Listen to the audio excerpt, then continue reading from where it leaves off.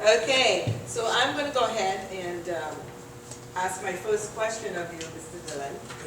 What regeneration strategy has been the most successful for you in your business, and why do you think it works so well? Okay, I would say the farming, the geographical farm is the honest truth. And when I started back in 92, 93, I lived in Union City, and I was told that to be successful, you have to be a listing agent if it's more productive.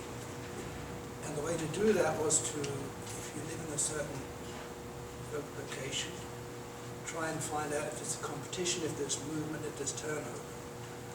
And the area I lived in, there was Jerry Bishop, there was Jerry Heyman. It was very competitive. But the key is you've got to be consistent, because no one knows you when you first start. So I just started farming, sending out. I couldn't send out mailers because I couldn't afford that at the time. So I would just have nobody, and I'm neat and sunny. They were kind of like this. And I hated doing that, but I didn't want to, you've got to put them on people's doorsteps. Intrusion of privacy type of thing, but I had no choice until I got my first sale. And then I started using that money to sort of market. And to do more high-end, because the competition was sending out very cheap marketing. So, Jerry Bishop, it was very, very flimsy. So I thought, you have to have quality, you have to stand out, and we've always maintained that principle. That it has to be elegant, and it has to be different to set yourself apart from everybody else. And then it worked, and then it snowballed. Once you get a listing, you market it aggressively, open home invites, just sold pending. And that philosophy hasn't changed in 30 years. It's worked. People talk about the internet, Facebook, but what we've done is it's a simple strategy. But if you focus on that and keep doing it, and don't give up. People give up too quickly. Well, I'm not getting any calls. They're not calling me back. It's costing me too much money. It doesn't matter. It pays off in the end. Okay. Yes? Who do you use for your mailers? We use a company in, is it Arta? Arta Printing in Pleasanton. Archer? Yeah. Arta. Arta. They do a lot for Coldwell Banker, and they're not the cheapest. The cheapest is a company called Got Print. It's who? Got Print. That's Got online. Prints. Yeah, they're very cheap. It's an online. But they take 2 weeks, so they take 2-3 weeks to deliver material. So if we get a listing on Thursday, and we want to advertise it next Saturday, we've got to have everything ready Monday, Tuesday. So you don't have to pay for that privilege. But if you've got time and you need to send out some other cards, like introduction cards or whatever, you can use Got Print if it takes 3 weeks, because you'll save a lot of money. They're really cheap. Yes.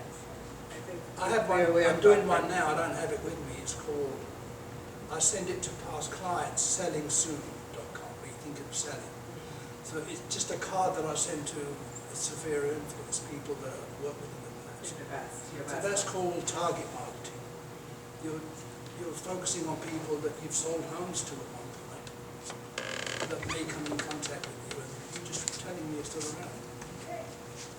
Okay. So our next question would be, what have been the biggest challenge for you when discussing the new compensation structure? Lord, you're going to beat me in the head with that. With clients or other agents, or how have you overcome them? Question So number the 3. commission structure, right? Right. Well, that gets a bit technical. So you've explained that to the. I have explained to the group how the compensation works. Right. Has anybody not heard how it's the new system? It's so new. I think for all of us, even a top producer hasn't delved into it enough to really give you some insight. But all we can do is give you the basics of how to articulate that when you go out in the field. And I think we've done that a few times at the office sessions. So I'm not answering your question for you, but I'm just sharing that. It's a tricky one, but you've just got to be careful what you... Exactly, how you say that, yes. Okay, have you faced any challenges with buyers attending your open houses? If so, how do you address those issues to improve the experience with that buyer coming in the door? Well, nobody does open houses. I don't want to shift them. And they do open houses. So I show up occasionally. It's just good to drive up and see how they do. Bring them a Starbucks. Bring them a Starbucks. Slave labor. And there's a sign you have to have that says you can't talk directly to a client about the property unless they've been represented. So again, I'm being very vague on that. So I really want to avoid that issue question. But in the past, did you have, before the new rules, Oh, it's different. That's completely different. before the new rules, Yeah. share your experience. Did you have any challenges with anybody Yeah. coming through the open house that didn't want to sign your open house book or anything on But that? we never asked us, I've never done that from day one. You have never asked them to sign I've it? never had anyone sign a book. Okay, When I joined Mason McDuffie in '93, I was told, you go on a training program, right. hand them a flyer, make them sign a book. They're only going to put a false number in there, what's the point? Show them around. I never did that. I just said, would you like even now, would you like a flyer? Some of them don't want a flyer. They've seen it online. Right. But everybody else throws a flyer in their face, makes them sign. So you can tell the chemistry has to work. You can tell straight away if there's a connection with a buyer that walks in. And number two, we don't do open houses for buyers, nor do we do them to promote the property. We do them to get listings.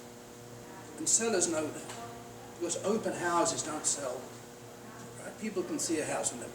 But if we're farming, it comes back to farming. If they can see that there's an open house and they want to sell their house, they'll just walk down the street and come and see us. Hey, Steve, you've got another one. Maybe you have another one. So our open houses are targeted at sellers because we advertise on we have a mailer that we send out, open invitation with the price. Come and discuss. Bring your friends, bring your relatives, and let's have a discussion. And if they see that time and time again, they think, wow, these guys must be good. Because every week they've got something going on. So I think that's a very big nugget, hopefully you guys pull from. This is old school coming into new school. However, as you transition from the old school into new school, you know that the rules have changed. And now you have to have them sign that document coming through the door. Yeah. So that's different, but at least you get an idea as to what makes the Steve Dhillon Team successful. It's not rocket science. Everybody, you look at any successful agent, you look at Joe Shembri, you look at Saber, you look at people, Timothy Crofton when he was around. They all had a farm. Look at Everett Eslinger. They all farmed an area. So everybody keeps thinking that you're doing something different and there's a secret. There's not a secret. The only secret could be internal motivation, if you're driven. A lot of us have a passion. Well, that's a question I'll be right? So that's, I'll answer that question here. Okay. Oh, flow right into it. How do you stay motivated and maintain high performance in such a competitive market? Well, we discuss how we market. But how do you stay motivated? Well, that's it. Everybody has different goals. Right.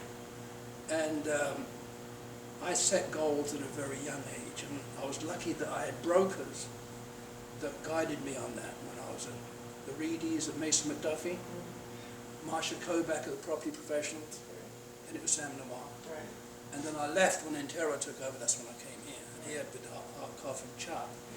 So you discuss goals and where do you want to be? What is the motivation of this? Everybody will say, well, I like helping people. I like putting a smile on their face. Well, that's nonsense. You do it because of the money, right? The money's excellent. You can work flexible hours. You can create the American dream in your mind. that if I go back to the farming section, if I get a lot of listings, sell a lot of houses, I put some of that money aside, I buy rentals, I buy stock, and then it'll compound, it'll accumulate. And I'm doing this while I'm having a good time with sellers. You know, you go to see a seller, you have lunch with them, they give you a drink in the evening. What other occupation gives you that kind of luxury? Where you can sit in their sofa, you can chit-chat with them, and you're getting paid a pretty good commission. And don't forget, commissions have changed, but commissions have always been, compared to, I did this in England, commissions here have always been very, very high. When I started, it was 6-7%. It's a lot of money. Let's say you sell a house in a weekend. Think about it. Look how much you've... And then you project that and you put that back into the business. You've got to put it back in for it to grow. That will help fend off the competition. Because we've had agents that have tried to do unions. You know, we farm a lot. You know, Chembry and... So you have to up your marketing. I said to Navi, hey, look, there's this agent. There's a new agent who wants... You just strengthen you just expose yourself more. Instead of sending out 5,000 cards, send out 10,000, send out 12,000. Your presence cannot be stopped. So you keep going. Once you get that position of strength, it's hard not to keep going, I mean, unless you just go off the face of the earth. So, farming, listings is the key.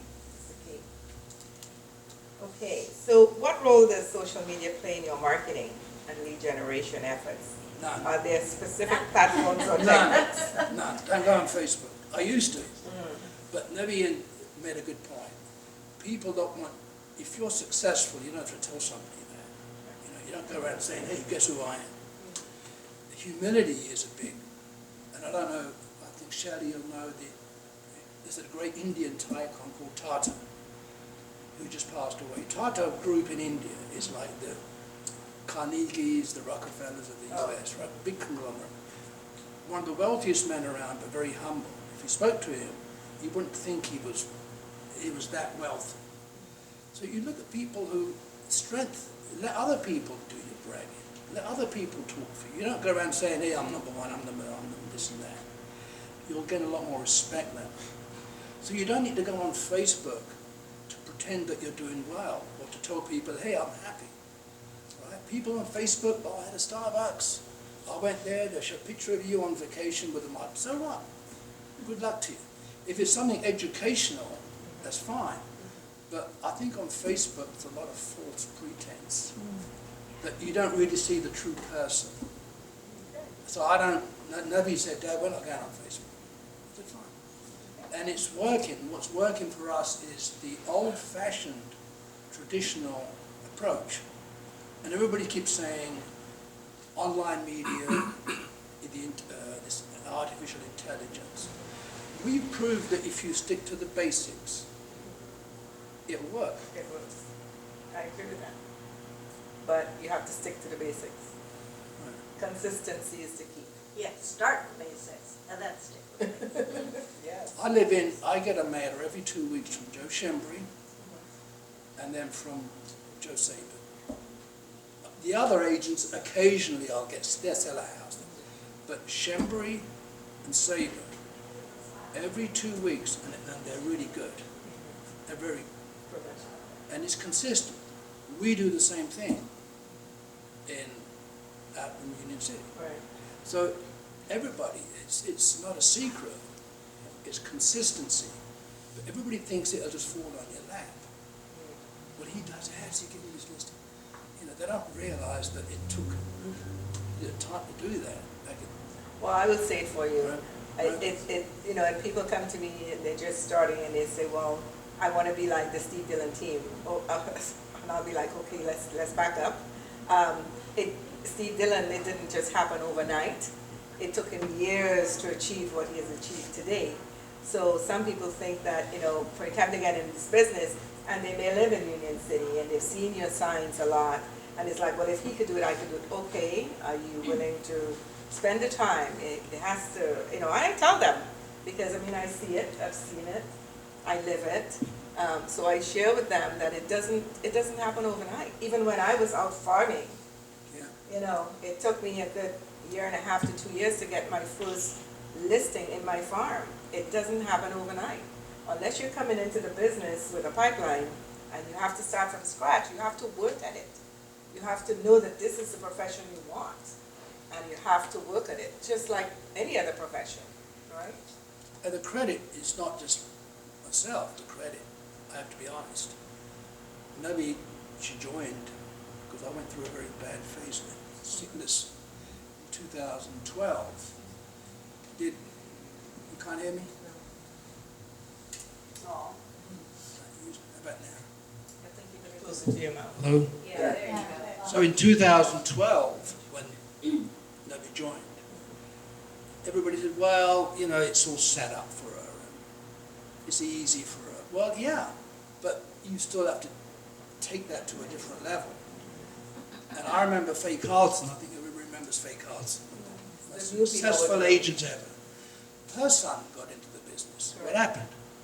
I don't hear anything about him anymore. So it's not, you can't just say, well, you know, it's set up. You still have to be the driver of that train. You still have to keep it. So the numbers that we discussed, where she's at presently, and I'm not going to be shy about this, right? You've got Shembri, you've got Sabre, and you've got Nabi. Number 3 in production in Tri-Cities is a fantastic achievement. Oh, absolutely. Again, it's the same approach. Right? So she has a lot of friends that work at different companies, but they know how hard she works.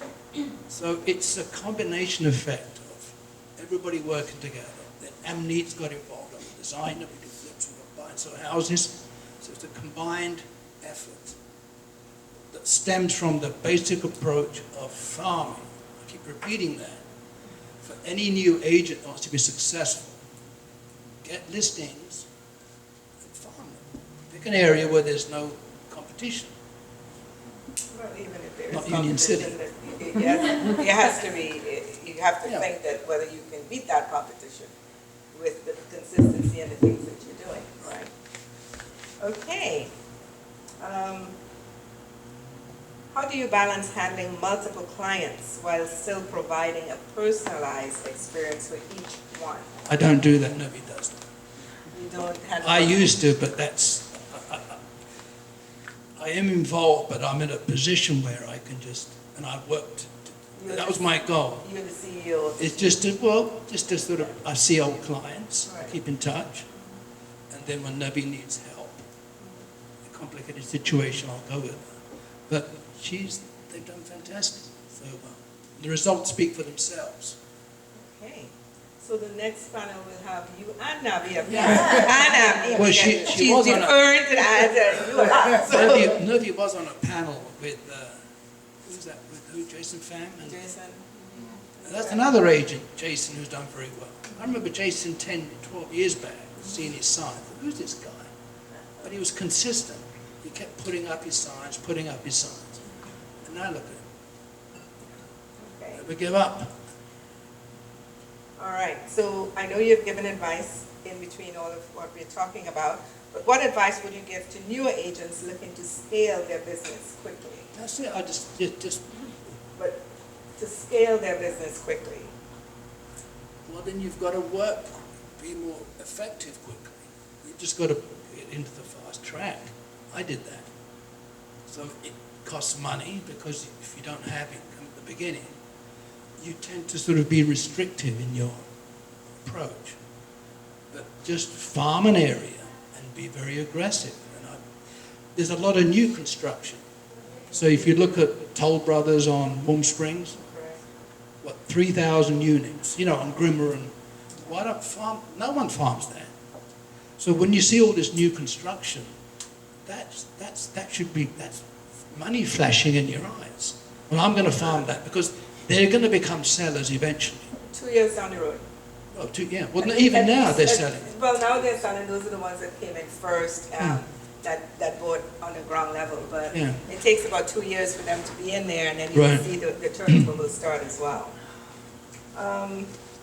What trends are you currently noticing in the market, and how are you adapting your approach to stay ahead? What trends? What What do you mean? trends? What trends are you currently seeing in the market? Like, I can't even think of a trend. I don't see any difference. There's swings in the market. You know, it's becoming a buyer's market. There's not much inventory. Regardless of that, you've got to have the same approach. You can't change your marketing plan based on. We did good in a recession. We did good in 2009, 2010. We do good in a strong market where there's more inventory. So I think your approach, your marketing plan shouldn't change based on economic conditions. Okay. When the market shrinks, your share will go up. A lot of agents will drop out. When things slow down, We've seen that. they'll go back to work in a tech company or whatever. So that just leaves the pie bigger. So it, you just keep doing what you've always done, and don't get distracted from that. Okay, I like that word, distraction. So we know that if you get distracted, you have to be consistent. I keep using that word, consistency, as well. So my last question before we open it up to everyone, how do you manage your time between generating new leads, following up with current clients, and closing deals? How do you manage your time in a day? Do you stop working? Are you at this stage of your profession? Are you sorry, that's it. At this stage of your profession, do you do a 9 to 5? No. I just do.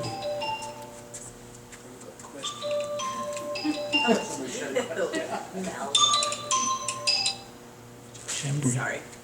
So you just do the 3 W's. It's the goal. Okay. You do what you want, when you want, where you want. Okay. That was it. You can just, and I'm in that position. I'm going to take off tomorrow. I can do that. Fly somewhere. We do that. Help. Sometimes you just want to dress up and do an open house. You want to go and see a client. It's whatever motivates you to do things. As you mentioned, dress up. Yeah. What do you think of the attire? We have some fellow peers that don't really dress up. They think they're in Hawaii or wherever. Yeah, that's a mistake. And you know. The person that inspired me to dress up was Joe Saber Sr. When I first met him. Because I also farmed Fremont Hills, when the MC Hammer lot sold. Right. So I farmed the Mission Hills, and I farmed Union City. And in the early 90s, there wasn't a team concept. So I couldn't be in 2 places. But I had fantastic success with Faye Carlson, Helga Proudfoot, Randy Tan. They'd farmed that. And Sabre to me was an inspiration. Fancy car, Rolls Royce, Italian suits, very suave, sophisticated. That was the picture that I had.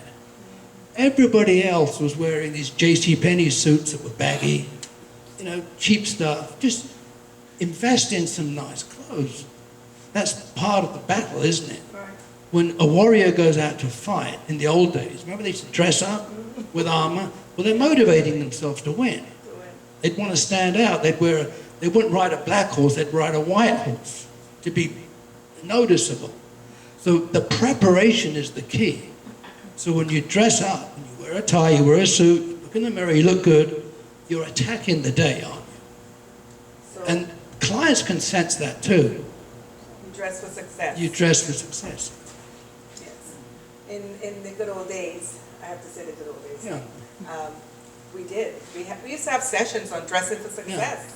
Right. We'd bring people in and they would show you how to dress, how to your attire, and it just made such a difference for us.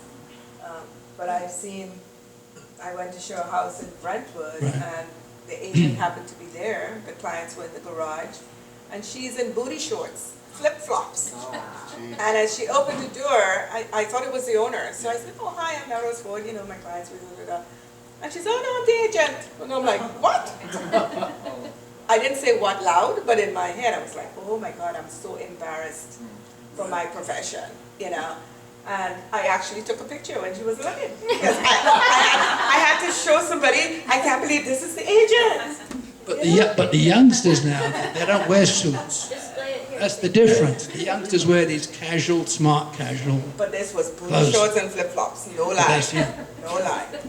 So I was like, oh my God. Well, So, it was bright hot, it was bright, wasn't it? but so what? You're showing your client's house and your client's in the garage, that's how you show up? I mean, oh my God, that was terrible to me. But anyway, we didn't get the house, I guess. So, but that's all right. So that's it for my questionnaires, Q&A, answer. Is there any questions from the audience? Oh, wait, sorry. PK, you did have your hand up when you were saying something, I The question forgot. I have is you're not in the social media. How about LinkedIn? How about website? We have a very good website. Okay. So I'd invest in a website. Not really LinkedIn, but a website is fantastic lead generation. I don't know if you've seen our website, No, I'm not. but we get lots of, on the homepage, again, the idea is listings. So on our homepage, it's got home valuation. It's all about selling, getting listings. I mean, people search. But for searching, people will go on Redfin, they'll go on Zillow, they'll do. So for sellers, we focus on getting free valuation, do that quickly. And a website, there's tools where you can do. So I would definitely do a website and spend money on a good website, not one of these mom and pop ones. And again, you look at the successful agents, just copy what they're doing. Just look at their websites and look at the mediocre agent, and you'll see the difference. Krista Jarvis, one of the top agents in Danville, Joe Frazano, these guys, Herman Chano, just look at their websites. And then you'll go, wow, you just copy it. Okay, who was next? First of all, I want to say, Steve and Ami and Navi, thank you for having us listen to you guys today. And I'm going to direct this to the team, not just you, Steve. Newer clients, and when I say newer, I'm going to say 10 years or less. Because, what value do you think getting involved in organizations to network? I mean, you talk a lot about farming, and I agree. Right. I think that is important. But is there value in getting involved in other organized groups to get your name out there? How do you guys feel? I don't know, not organized groups such Well, for instance, I'm involved in babies. Oh, right. And I get a lot of networking done that way. Yeah. Do you feel that that's important? The truth is, and brokers have never liked this, the answer to this, is that I've never been to a marketing meeting. Never. Because I didn't think it was necessary. And I used to get people to think, well, who does he think he is? He thinks he's special. But I was busy with clients. Office meetings, don't take this the wrong way. Even at Mason McDuffie, even at Property Pros, I wouldn't always show up because I was busy. It's not that I deliberately avoided them. The successful agents, you won't see them in the office. The ones that are not successful, they're in the office. They'll chit-chat with the receptionist, they'll walk around, have a cup of coffee. Successful agents don't have time to do that. So I've never been involved in these groups. The Bay East has been wonderful, that's fine, but I pay my dues. I pay a fair share. But I've never gone on a panel or it's not something that's interested me, to be honest. So really the truth is that it's about what we think works for us. And that's seller-client direct interaction, whether that's by mail or email, however you do it. It's the way of drumming up business. Thank you. I could just add to that real quick. Please. So, can you hear me okay? So when I first started though, I did come to the office because I was a nobody. So for the first couple of years, 2-3 years, I would go here, you guys did your training and stuff. I would personally go to Chuck's office and I would have one-on-ones with him just to keep busy because I didn't have this, contrary to what people thought, they're like, oh, your dad is giving you business. I had no business, I had made no money for the first year. And then my dad my dad and my brother, they were doing all the business and they were using a TC, and I thought, oh, why don't I be your TC? And then I can learn the paperwork, I can get paid. And so I kept myself busy by coming to the office because it gave me a routine. And so then, like, my dad would give me buyer leads, and then, like, when you stay busy, I would tell my sister this all the time. Whether you're exercising, read a book, clean the house, just come to the office, stay busy, it's like business just gravitates towards you. So the first 2 years, yes, be involved in stuff to network. Okay, who's next? How do you keep in touch with your old clients besides the newsletter and all? I do, you've got an ACT program, ACT management, where you can do templates. So I do personal letters, which you've got to then sign them yourself, put Steve at the end. And I send those out to people that I've known. This is going back to 92, so there's quite a few. Yeah. And then I do postcards, mailer cards, and those are customized. Again, selling. At some point they're going to sell, they're going to retire, they're going to move out. So it's not so much email, it's more sending a letter and mailing to them. And they'll get that, but they'll also get that from Navi, because if we're sending out 12,000 just sold flyers, that's blanket marketing, right? But the target aspect is people that, you've got A leads, B leads, warm leads, hot leads. At some point they're going to sell. So I just send out a little card or a letter direct to them. You can sometimes handwrite. If it's a really good client that's giving you business, then you can do a little handwritten note because they know you've taken the time to do that. That makes the difference. So you have some kind of a system where because you have so many of them to know exactly when their birthdays are, or so there is some kind of a CRM you use? With some of them, it's not so much birthdays. So if it's Thanksgiving, Christmas, you can then just send them something that's right. Okay, anybody else? Last questions? No more questions? How many people or houses did you farm in the beginning? Good question. I've read that it's supposed to be 500 when you pick a farm. That's what they tell you. I think mine was 1,300 because I lived in, where you are, the Crestwood and the Ponderosa. And it was 1,300, then it went to 2,000. Then it went to 5,000, then it went to 10,000. I think it's 12,000, 13,000.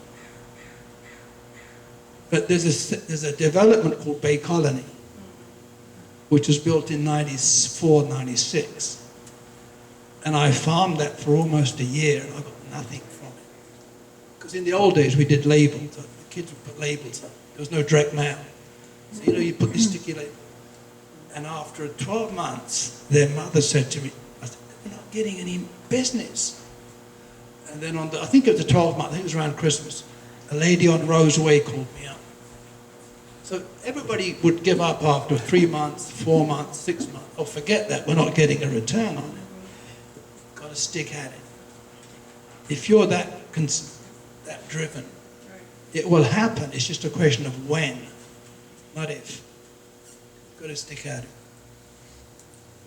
Steve, when you went out there farming initially, Right. for the new agents, were you just leaving flyers at the door, or were you knocking? I didn't knock. You didn't knock? I was told to door knock, Okay. but I was too embarrassed to do that. I just felt I couldn't knock.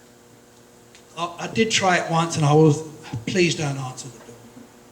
So I knocked maybe 3 or 4 doors, and that was it. And I thought, I'm not doing that. I just didn't feel that was comfortable. And then I didn't want to drop off mailers because the wind would blow them away, they'd be in the street. But I had no choice, so I just wanted to quickly get things moving so I could mail. But we did do a lot of, we delivered. It was sometimes, with the kids, it would take a whole day. We'd start in the morning, we'd finish at in the afternoon, just delivering, putting door knockers on the handles, The door then, anything, because that was cheap. But the cheapest form of advertising is open houses. You don't pay for that. I mean, you can bring food and refreshments, we do that.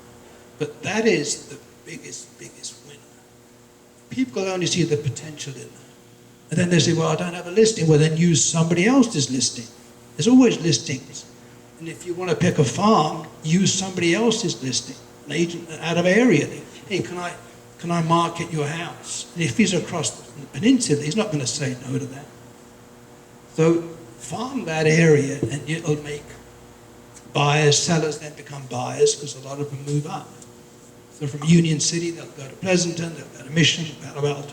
So you get a seller and you get a buyer at the same time. I'm just going to clarify one thing. When you're reaching out to agents that are not in this office, please do not ask to hold their home open.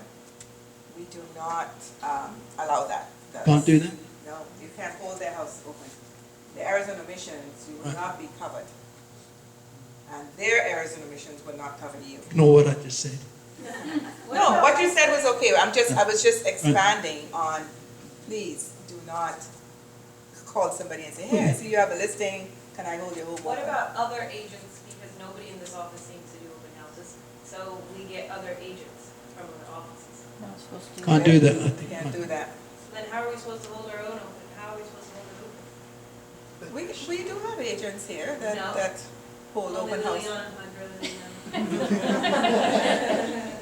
Yeah, they'll ask. Just keep advertising We it. get Yeah. ads all the time from other offices. We do too, but you have to just explain to them, because a lot of them don't know that the Arizona missions will not cover them.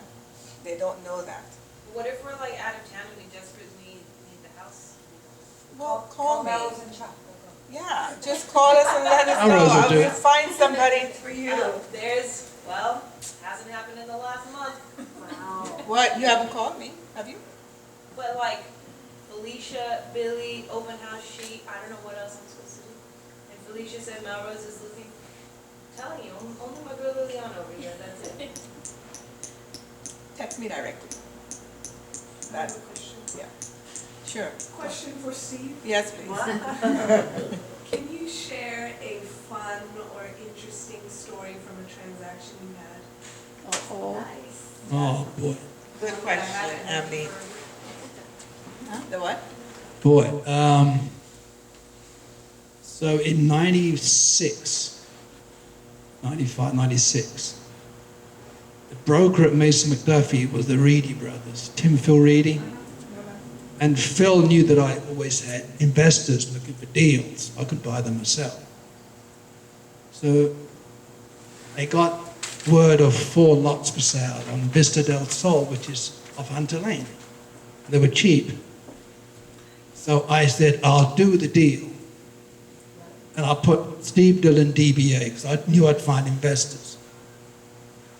Got the contract signed, and after a week, Tim says to me, Steve, how's that deal? I said, fine. He goes, do you know who it is? I said, no. He goes, that's MC Hammer. But his name was Stanley Burrell.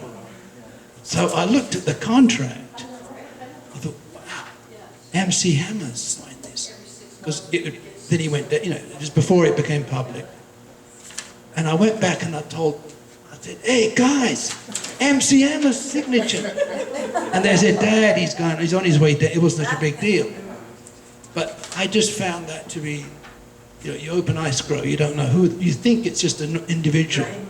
And yet they're one of the most famous people that lived in this area. I thought that was funny.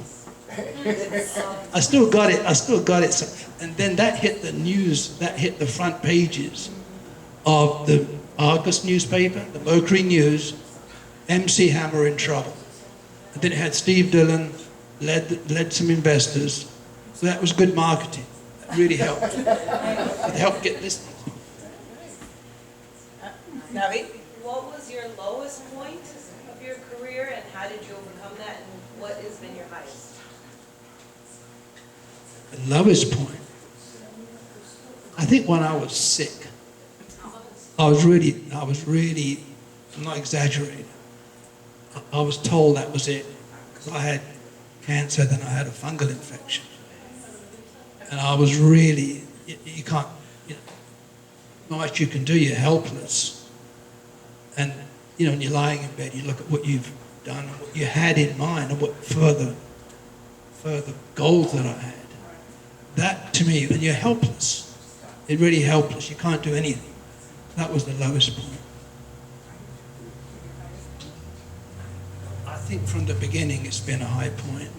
I think from when I started it's just been, yeah, because I've had goals of what I wanted to do. Now they may be materialistic and people may not like that, but I've always wanted the American dream. I wanted fancy cars, nice houses, be able to travel.